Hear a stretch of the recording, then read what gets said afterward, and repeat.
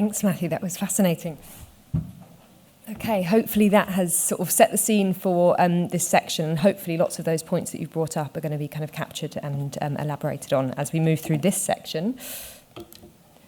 This next section, which is all about from station to place. So thanks, Matthew. And hi, everyone. I'm Rosie Haslam. I'm Managing Director of Street Sense UK. As Jonathan mentioned, we're a sister company to CBRE. We offer strategic consultancy around place, so place repositioning, place visioning, place branding, and place making. So place is very much in my heart and in my everyday work. So delighted to be moderating this section. So I'm going to be kicking off with a case study of some work that my company have done in New York for Grand Central Station. That's for the Metropolitan Transportation Authority of New York City. We're then going to be moving through Madhu Mehta and Martin Phillips of East West Rail are going to be talking about their work across the portfolio of East West Rail stations and how actually you can craft unique identities for each of those stations based upon a really deep understanding of the individuals that are using those stations. And we're then going to, lastly, in this section, we're going to have Ross Crawford from the Design Council, who's going to be talking through the Design Academy guide training guidance that they provide, and in particular their work with Network Rail, to really try and instill a knowledge and deep understanding of the value of design into their work and into their work around particular stations. So hopefully you can see a common thread that falls through all of today's talks. If there is time at the end, we're going to have a group panel Q&A. I have a feeling that we might run over. So if we don't have a chance, then come and chat to us at lunchtime, save up your questions and talk to us after, or get our contact details. But we may have a quick moment at the end to kind of try and bring everyone together and have a bit of a chat. Okay, so how responsive? Okay, so from station to place or from station to destination. So I'm going to be talking about, as I say, our work with the MTA of New York on Grand Central Station. I'm going to kick off just by quickly touching on the word place itself. I know it's key to this whole section of today. It's also, I think, really key to define it as I mean it, but I think in the context of today to really differentiate it from the word space, and I'll talk through that a bit in a moment, and why it's particularly important in a post-COVID world, but also in the context of stations and transport. I'm then going to talk through the case study itself, what the challenges the station was facing, and how we sort of developed a strategy to help them move forward, and then end on a couple of key learnings that hopefully some of you can integrate into your own projects. So, Grand Central Station, there it is, in New York. I'm sure many of you know it well. Is it a place or is it just a station? So, I always like to really differentiate between space and place, to say place is more than space. Space is very much a physical entity. Place is what happens when you add people to it. And critically, you add people who actually can find real meaning to it. So how do you craft something that really resonates with individuals and is more than just a space? This space is very much a physical entity, a square footage. Place is the kind of the quality rather than the quantity. It's what happens within that square footage. And I think why this is more key than ever is, people are being more discerning than ever about how and where they spend their time, also how and where they spend their money. And if we don't craft something that resonates, then they're not going to come and use it. And again, one step further, this is even more important for all of our railway stations and interchanges, because as we know, one of the biggest kind of outcomes of COVID is people are commuting less. Naturally, they're working from home more. So how do we get people to commute more? Or even if we don't get them to commute more, we have to accept that there is a different dynamic going on in our stations. Commuter levels are down, largely the raison d'etre of our stations to kind of even exist. But there's also an opportunity in that. What happens when those visitor flows or passenger flows decrease? There's an opportunity to actually integrate other people, other users into those spaces. Perhaps if they're not commuting, you've actually got a local population that can use it in different ways. So challenges, yes, but also opportunities. And in many ways, necessities as to how we better use these stations and as places. Because really, these terminals, by their very nature, have potential to be places. They are crossroads of mass movement, created to facilitate the movement of different people coming through, but actually in that through moment, there's a moment that they could pause, they could interact, they could transact. Sadly, many of these places are no longer about that, or rather, they are no longer places. In the kind of 20th century drive for efficiency, They are mere touch points along a journey. They're not places to stop. It's a stop off. It's not even a stop off point. People are coming from one place to another, and the station is just the facilitating entity. But it doesn't have to be like that, and actually it wasn't always like that. And this is where Grand Central Station is a real case in point. So Grand Central Station, heart of Manhattan, built or completed in 1913, and this is an image, I thought it was a really lovely image, of in its very early days. It was a destination, it was a real place, as well as facilitating the movement. It was a centre, it was at the centre of Manhattan, and it was for people of Manhattan, as well as just commuters. So it had a theatre, it had a cinema, it had an art gallery, it had shops. It was at the heart of the city, and there was a lovely quote I read about it. It said, it's a palace at the end of the journey. And so people would come en route to somewhere, but also they'd come independently. In and of itself, it was a place. Even further throughout the centuries, this is in the 1960s, thought another really lovely image. So this is when astronaut Glenn was being launched into orbit. This is hundreds and hundreds of office workers who worked in the vicinity came downstairs to witness collectively this launch into orbit on the big screen. Admittedly, nowadays, you'd all be watching it in the office in your own cubicle on your phone, but this is a moment for people to come together. This is, making memories collectively in the centre of a city, being used for something other than just commuter traffic, those kind of time-poor commuters rushing through, and that's this mentality we have about stations. They can be more than that, and they can serve different people at different times of day, and what a magical moment that was. Grand Central Station then declined. And that's natural, that's inevitable, over time, over the century, it kind of became quite an unloved place. No investment, no strategy really as to how to bring it up to date. Over time, as we all know, this happens with many of our places, many of our assets. There's kind of retail vacancy and an ongoing cycle of decline. So yes, it was still somewhere where people had to travel through. Yes, it had a few shops. Yes, it had a few kind of F&B and retail, but it wasn't really a really meaningful place. Of course, it had the grandeur of the architecture, but it was unloved, it was in decline. So the MTA, the Metropolitan Transportation Authority, came to us at Street Sense and said, can you help us? How do we restore the identity and restore the value of this place in the heart of the city and make it more than what it currently is? Ultimately to drive economic productivity, but also just through the pure value of having this amazing place. We said, yes, of course we can. This is exactly the sorts of thing that we want to work on, but we have to start with the users. We have to start by understanding the people this is for, both currently, but potentially. How can we make this an even better place for the rich diversity of people who come through this station? So we started by saying, well, who are the users? And I will say, actually, this piece of work we carried out just before the pandemic. So we are now actually revisiting it to kind of carry out that analysis again, because the data has obviously changed. The shift in numbers, but also proportions of different people naturally has changed post-pandemic. But the trends that we're already showing are fascinating in and of themselves and certainly drove our original strategy. So what you can see here are these are the different people flows within the station in 2018. What you can see, daily foot traffic, the column on the right, the bar on the right, the orange one, is non-commuters. So even pre-pandemic, over 50% of the people using the station every day were not there as commuters. So fascinating. It's already a place, it's already serving a diverse population. So really our strategy had to be about how do we make it even better and how can we can drive those numbers even more. So who were those people?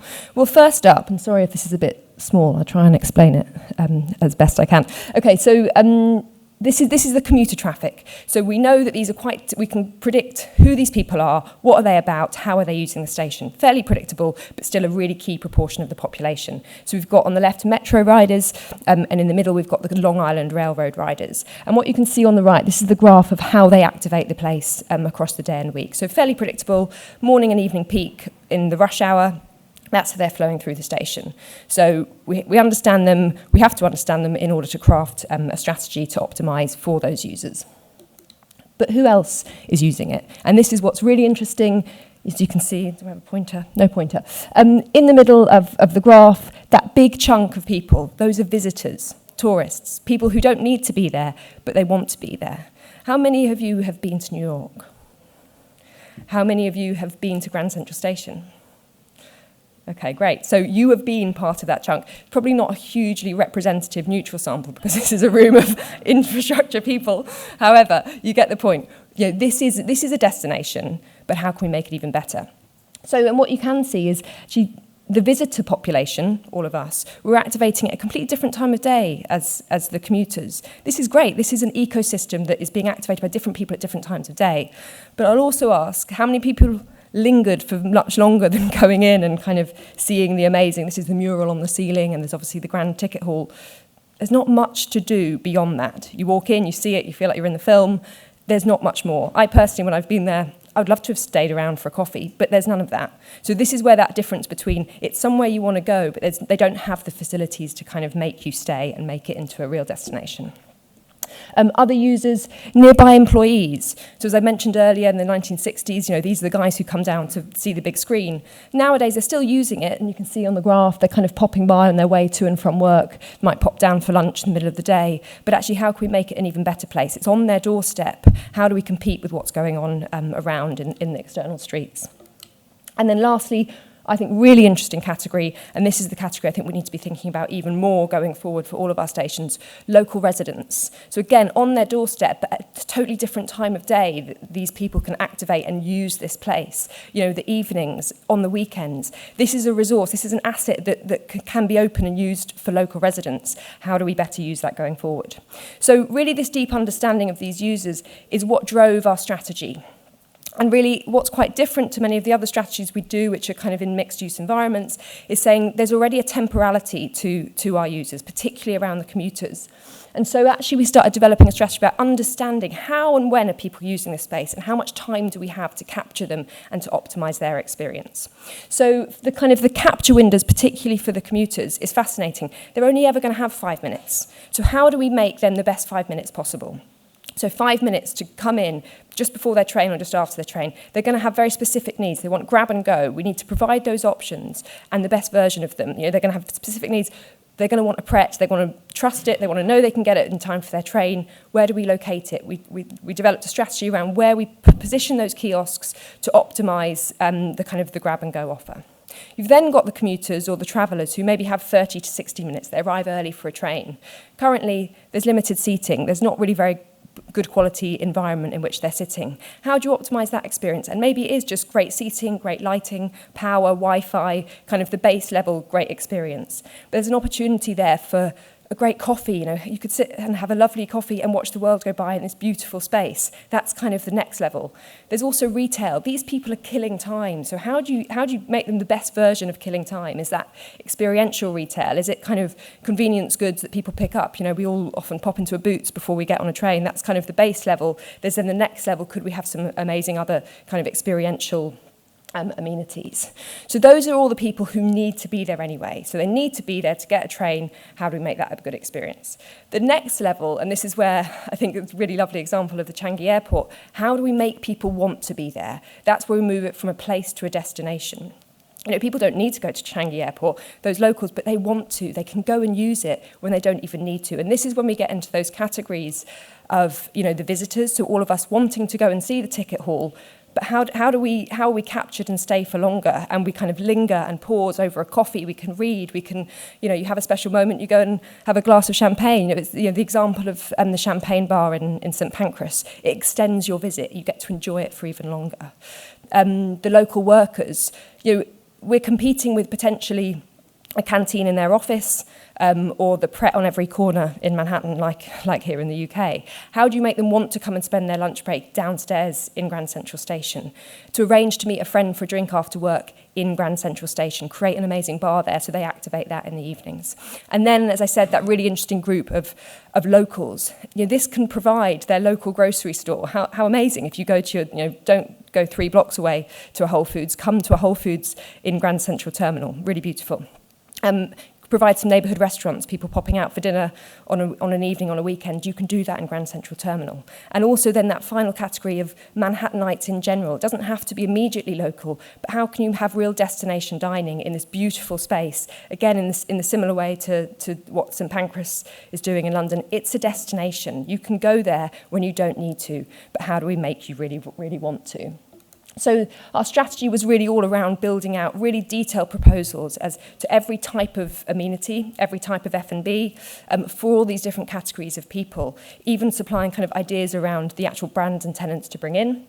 And then other sorts of amenities like neighbourhood services, hitting into the kind of health and wellness trends about what sort of services and amenities do we put on that front. And then lastly, just so it was a really executable strategy, was actually spatialising that for the MTA, saying, here are all your units, this is where you need to locate all of these different services, based both upon their location within the build, unit size and layout, but also in terms of leases. We knew when all the leases were going to be up, so we timed it and said, well, actually, these are your priorities, this is what you can start phasing in. This was pre-pandemic. The pandemic came, everything obviously went on pause. Lots of this we thought, is this ever going to be implemented? And kind of ironically, sadly, happily, maybe, post-pandemic, they know they need this more than ever. So whilst they're enthusiastic about the strategy before, now it's not even a choice. They know that they can't afford not to implement this sort of strategy, this sort of thinking. And I think this is what Ross is going to talk through with the example about the Design Council training, is it's embedding this idea around the value of this way of thinking. You then can't think otherwise. So we are revisiting the data, we're revisiting the recommendations, because obviously the world has changed slightly, but the principles are still the same. How do we create a place around people and their different needs and develop a strategy with that in mind? We're now also rolling this out on a couple of other stations that the MTA have across Manhattan, because again, they see the value, and more than ever they need to craft a strategy and places that really work for people. So very quickly, key takeaways at the end. I think it's really, whatever your asset is, if you guys are working in the world of sort of managing stations or thinking about some of these places and challenges you're facing in infrastructure, is really think about the users, your current users, but also the potential users. How can you diversify the sorts of people that are coming to use your place, that can activate it across the day, across the week? People who currently would never even come to use a station, locals who are sort of sitting at home, this can be an amazing space for them throughout the day, throughout the week. And really understand them, what's going to resonate, and craft the strategy around that. Okay, I had a couple of other examples, but I think in general we're running a bit over time today. So a couple of beautiful examples, hopefully they all speak for themselves, but examples of stations where they do things really well, that they're more than just a station, they're a place and a destination. So as I say, we're running over a little bit, so my contact details are up there if anyone wants to contact me, and we can also come and approach me at lunch or whatever if you want to chat.